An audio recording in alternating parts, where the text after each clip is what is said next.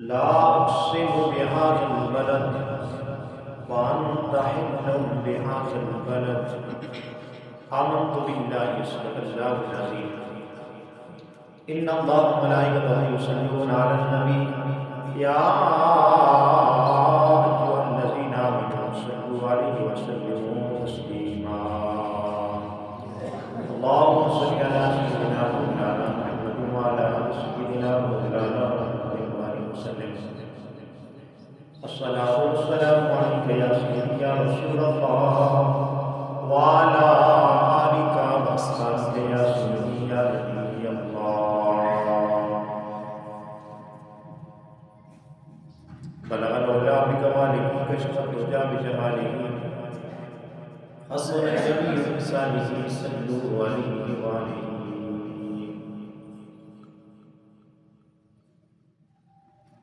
اللہ رب العزت کی بے حد حمد و ثنا، درود اللہ نبی دوانی محمد مصطفیٰ محمد مصطفیٰ کی بارگاہ کے اندر پیش کرنے کے بعد محترم بزرگ دوستو عزیز بچوں، اللہ رب العزت کی بارگاہ کے اندر دعا ہے کہ الہ العالمین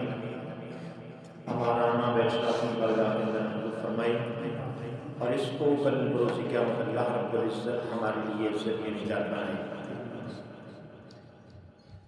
قرآن کریم فرقان حمید کے آخری سپارے سے سورہ بلد کی 3 آیات آپ حضرات کے سامنے تلاوت کی ہیں. اللہ رب العزت نے ان آیات کے اندر فرمایا کہ معبود مجھے ان گلیوں کی قسم ہے جن گلیوں کے اندر تیرے قدم لگے ہیں.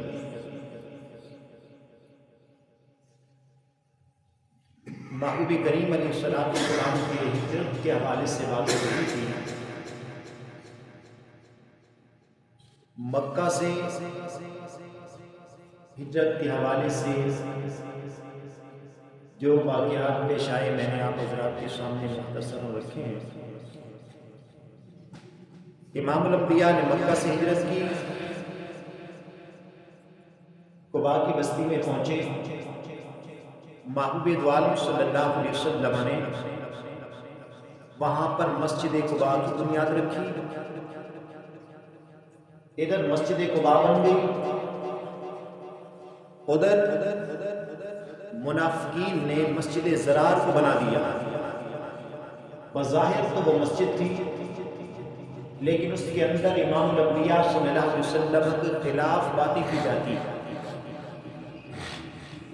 اسلام کے خلاف پلان بنائے جاتے. تو اللہ رب العزت کے حکم سے امام الانبیاء صلی اللہ علیہ وسلم نے مسجد زرار کو گرانے کا حکم دے دیا. اور اللہ رب العزت نے فرمایا کہ معلوم جو جگہ جو مقام تیرے خلاف استعمال ہو وہ اس قابل نہیں ہے کہ وہ میں دنیا میں رہنے دوں، بلکہ میں لوگوں کو بتا دوں گا کہ جس مقام پر جس جگہ پر تیرے خلاف اس باتیں کی جا رہی ہیں، تیرے خلاف اعلان بنائے جا رہے ہیں، تو اس جگہ کو گرا کر اپنے بندوں کو پیغام دے رہا ہوں. امام الانبیاء صلی اللہ علیہ وسلم سے بڑھ کر کوئی جگہ ایسی خاص نہیں ہو سکتی کہ کسی گرایا نہ جائے. وہ اللہ رب العزت نے مسجد زرار کو گرانے کا حکم دیا. امام الانبیاء صلی اللہ علیہ وسلم نے اپنے صحابہ کو فرمایا کہ اس کو گرا دو، اور صرف گرایا نہیں بلکہ وہاں جہنم کی ایک وادی کہہ کر پکار دیا، اور اپنے غلاموں کو فرمایا کہ یہ جہاں پر یہ مسجد زرار بنائی گئی تھی یہ جہنم کے حصوں میں سے ایک حصہ بن چکا ہے. تو جو بھی قباء میں آئے، جو بھی مسجد قباء کی طرف آئیں، جب اس راستے سے گزریں، اس جگہ سے گزریں تو تھوڑا سا جلدی گزر جائے. اور محبوب عالم صلی اللہ علیہ وسلم وہاں سے مدینہ المنورہ میں پہنچے. بات یہاں تک پہنچی تھی کہ وہ لوگ جو صبح نکلتے امام الانبیاء صلی اللہ علیہ وسلم کا انتظار کرتے کہ ہمارا محبوب کب آئے گا، امام الانبیاء صلی اللہ علیہ وسلم کے انتظار میں بیٹھے رہتے۔ محمود دو عالم صلی اللہ علیہ وسلم کا جب وہاں پر آپ نے قدم رنجہ فرمایا، مدینہ والوں نے بڑی خوشی کا اظہار فرمایا اور ہر کوئی چاہتا تھا کہ امام الانبیاء صلی اللہ علیہ وسلم میرے مہمان بنے، میں مہمان نوازی کروں، میرے گھر میں تشریف لائیں۔ تو امام الانبیاء صلی اللہ علیہ وسلم نے فرمایا کہ میری سواری کو چھوڑ دیا جائے، اس لیے اس کو پتہ ہے کہ جہاں اللہ رب العزت کا حکم ہے کہ کہاں پہ جانا ہے۔ چھوٹی چھوٹی بچیاں اپنی عربی زبان میں امام الانبیاء صلی اللہ علیہ وسلم کی حمد نعت پڑھ رہی تھی، اور یہ سواری امام الانبیاء صلی اللہ علیہ وسلم کی حضرت ابو ایوب انصاری رضی اللہ تعالیٰ عنہ کے گھر میں جا بیٹھی۔ امام الانبیاء صلی اللہ علیہ وسلم نے فرمایا کہ یہی ہماری جگہ ہے، اور اس وقت حضرت ابو ایوب انصاری رضی اللہ تعالیٰ عنہ کا جو گھر تھا وہ 2 منزلہ گھر تھا، اور یہ وہ گھر تھا کہ محبوب کریم علیہ السلام کی پیدائش سے تقریباً 1000 سال پہلے جہاں پر تباہ میری ایک بادشاہ کا گزر ہوا اور وہ مکہ المکرمہ میں آیا۔ یمن سے لے کر مکہ المکرمہ تک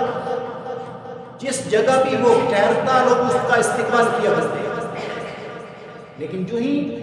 وہ مکہ المکرمہ میں پہنچا جہاں لوگوں نے اس کا استقبال نہ کیا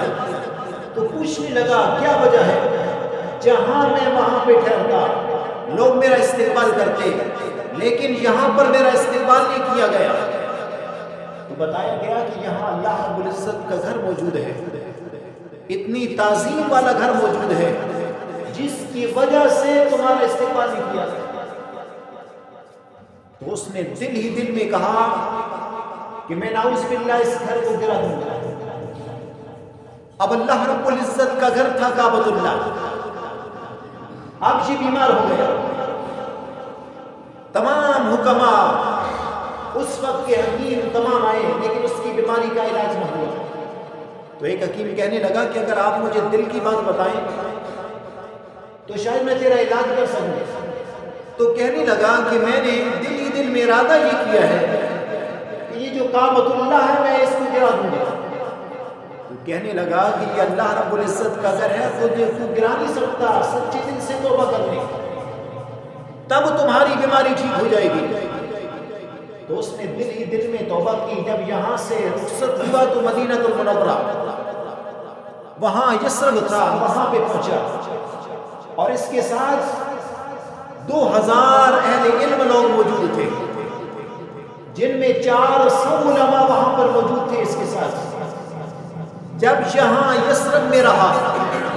جو موجودہ مدینہ المنورہ ہے، یہاں سے جب جانے لگا تو کہنے لگا کہ تمام تیاری کر لو، یہاں سے ہم نے جانا ہے واپس۔ تو 400 علماء کہنے لگے کہ بادشاہ سلامت، ہم یہاں سے نہیں جائیں گے، اس لیے کہ حضرت آدم علیہ السلام سے لے کر جتنے بھی انبیاء کرام وہاں پر موجود آتے رہے، جس نبی کی نبوت کا اعلان وہ فرماتے رہے کہ وہ اللہ رب العزت کا محبوب آئے گا، نام محمد ہوگا، امام الانبیاء صلی اللہ علیہ وسلم آئیں گے، اس محبوب کا اعلان کرتے رہے۔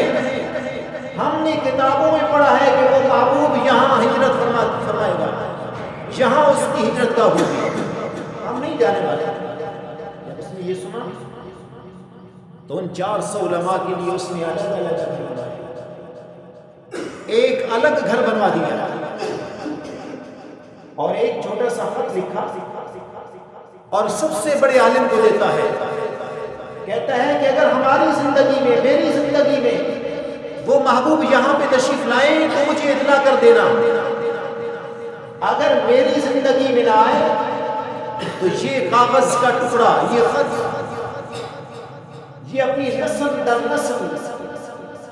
ان کو آپ اطلاع کرتے رہیں اور امام الانبیاء صلی اللہ علیہ وسلم تک پہنچا دیں۔ اور یہ جو حضرت ابو ایوب انصاری رضی اللہ تعالیٰ عنہ کا جو گھر تھا،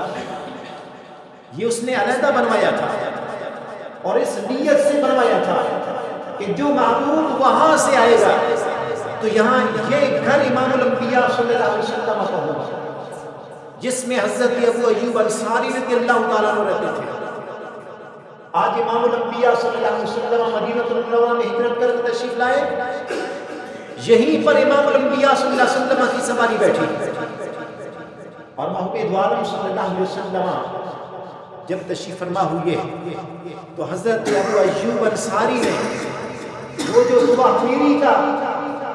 خط تھا امام الانبیاء صلی اللہ علیہ وسلم کی بارگاہ میں پیش کر دیا۔ امام الانبیاء صلی اللہ علیہ وسلم نے روایت کے مطابق حضرت علی مرتضیٰ رضی اللہ تعالیٰ عنہ کو دیا اور اس میں لکھا کیا تھا؟ کہنے لگا کہ اللہ کے محبوب، اگر آپ میری زندگی میں آ جائیں تو اگر مجھے پتہ چل گیا تو میں آپ کے قدموں میں حاضر ہو جاؤں گا،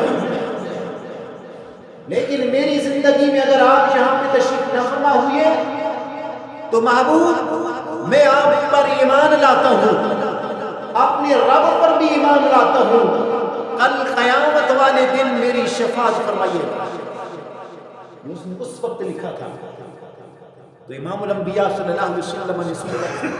محمد عالم صلی اللہ علیہ وسلم مسکرائے، آپ نے اس کے لیے دعا بھی فرمائی۔ آپ محمد عالم صلی اللہ علیہ وسلم مدینہ منورہ شریف میں آگئے، پہلے یہ یثرب تھا، محبوب کے قدم لگے تو مدینہ منورہ میں گئے۔ امام الانبیاء صلی اللہ علیہ وسلم رہنے لگے تو محبوب عالم صلی اللہ علیہ وسلم نے ارادہ فرمایا جہاں آج مسجد نبوی شریف ہے یہاں مسجد بنانے کا۔ تو امام الانبیاء نے فرمایا کہ پتہ کرو یہ کس کی زمین ہے، تو پتہ کیا گیا کہ وہاں پر دو بچے ہیں جن کا نام سہل و سہیل تھا، یہ ان یتیموں کی جگہ ہے۔ تو امام الانبیاء صلی اللہ علیہ وسلم نے پیغام بھیجا، فرمایا جاؤ ان کو کہہ دو کہ یہ جگہ ہمیں فروخت کر دیں۔ جب ان کو پتہ چلا کہ محمد عالم صلی اللہ علیہ وسلم نے پیغام بھیجا ہے تو کہنے لگے حضور ہم آپ کو مفت میں دیتے ہیں۔ امام الانبیاء صلی اللہ علیہ وسلم نے فرمایا نہیں، بلکہ حضرت ابو بکر صدیق رضی اللہ تعالیٰ عنہ نے 10,000 درہم کی عوض یہ جگہ خریدی تھی، اور امام الانبیاء صلی اللہ علیہ وسلم نے فرمایا کہ ابو بکر اس میں میرا حصہ بھی ڈال دے۔ حضرت ابو بکر صدیق رضی اللہ تعالیٰ عنہ پہ قربان جاؤں کہ 10,000 درہم دیے اور امام الانبیاء صلی اللہ علیہ وسلم کی بارگاہ میں عرض کی، یا رسول اللہ صلی اللہ علیہ وسلم یہ مال کس کا ہے؟ میرا مال آپ ہی کا تو ہے۔ امام الانبیاء صلی اللہ علیہ وسلم نے یہ مسجد نبوی والی جگہ 10,000 درہم کی عوض خریدی تھی، اور محمد عالم صلی اللہ علیہ وسلم جب مسجد نبوی شریف کی تعمیر کرنے لگے امام الانبیاء صلی اللہ علیہ وسلم نے پتھر اٹھائے، جب آپ اس کی دیواروں پہ رکھتے ہیں امام الانبیاء صلی اللہ علیہ وسلم کے آس پاس بچے آ جاتے ہیں اور حضرت بلال حبشی رضی اللہ تعالیٰ عنہ دیکھتے ہیں کہ یہ چھوٹے چھوٹے بچے ہیں اور یہ امام الانبیاء صلی اللہ علیہ وسلم کے ارد گرد آ جاتے ہیں، تو انہوں نے تھوڑا سا جھڑکا۔ امام الانبیاء صلی اللہ علیہ وسلم نے فرمایا کہ بلال ان بچوں کو جھڑکنا نہیں، یہ بچے جنت کے باغ کے پھول ہیں، اور دوسری حدیث میں یہ میرے باغ کے پھول ہیں۔ امام الانبیاء صلی اللہ علیہ وسلم نے بچوں کو ساتھ میں لیا اور ایک ایک بچے کو امام الانبیاء صلی اللہ علیہ وسلم نے فرمایا کہ اپنے ہاتھ میں پتھر لے، وہ پتھر لیا اور امام الانبیاء نے ان ایک ایک بچوں کو اٹھاتے ہیں مسجد نبوی کی دیوار کے اوپر فرماتے ہیں کہ وہ پتھر رکھو۔ وہ چھوٹے بچے امام الانبیاء صلی اللہ علیہ وسلم کے ساتھ اس مسجد نبوی شریف کی دیوار پہ پتھر رکھتے ہیں اور محبوب فرماتے ہیں کہ اے بیٹا جا کر اپنے دوستوں کو کہہ دینا اپنے رشتہ داروں کو کہہ دینا، اپنے ہمساؤں کو کہہ دینا کہ مسجد نبوی شریف میں نے بنائی ہے۔ جب وہ چھوٹے چھوٹے بچے جاتے ہیں، اپنے دوستوں میں جاتے ہیں، ملتے ہیں تو کہتے ہیں کہ میرے دوستوں، میرے بھائیوں، یہ جو مسجد نبوی شریف تیار ہو رہی ہے، اس کی دیوار میں نے بنائی ہے۔ آپ کو بچوں میں شوق پیدا ہو گیا، امام الانبیاء صلی اللہ علیہ وسلم کے پاس آتے ہیں۔ امام الانبیاء اگر ان کا ہاتھ نہیں پہنچتا، اپنے کندھے مبارک پہ بچوں کو بٹھاتے، ان کے ہاتھ میں پتھر دیتے، وہ پتھر اس دیواروں کے اوپر رکھتا، اور امام الانبیاء صلی اللہ علیہ وسلم پیار دے کر فرماتے کہ بیٹا یہ مسجد نبوی شریف تو نے بنائی ہے، اس کی دیواریں تو نے بنائی ہیں۔ اور امام الانبیاء صلی اللہ علیہ وسلم کی مسجد نبوی شریف وہ پیاری محبوب کریم علیہ السلام کی مسجد ہے کہ محبوب دو عالم صلی اللہ علیہ وسلم نے فرمایا کہ جس نے اس مسجد نبوی شریف میں ایک نماز پڑھی اسے 50,000 نمازوں کے بدلے ثواب دیا جائے گا۔ گویا کہ ایک نماز نہیں پڑھی بلکہ 50,000 نمازیں ادا کی، 50,000 نمازوں کے برابر ایک نماز پڑھنے کا ثواب دیا جائے گا۔ اور امام الانبیاء صلی اللہ علیہ وسلم کی دیوار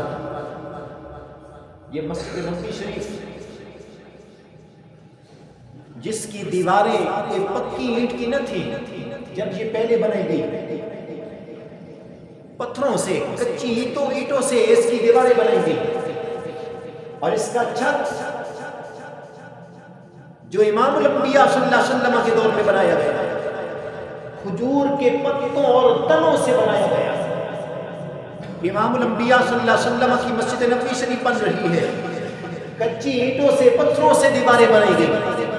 اور جو چھت بنایا گیا